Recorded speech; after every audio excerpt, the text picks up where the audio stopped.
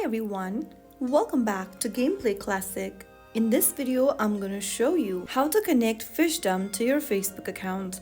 This lets you save your progress and play across multiple devices, so let's get started. First of all, unlock your device and open up Fishdom app. Once you're in the main screen, look for the gear icon located at the top left. In the settings menu, find the option that says Save Progress and tap on it. Now, look for the Sign in with Facebook option and tap on it. Click on Continue.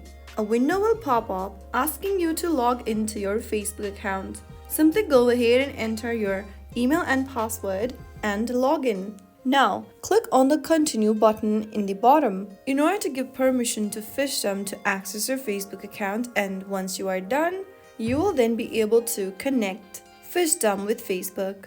Now your Fishdom progress is linked to your Facebook account, and that's it. You've successfully connected Fishdom to Facebook account. Now you can save your game and play on multiple devices. If you found this video helpful, like, share and subscribe for more gaming tutorials.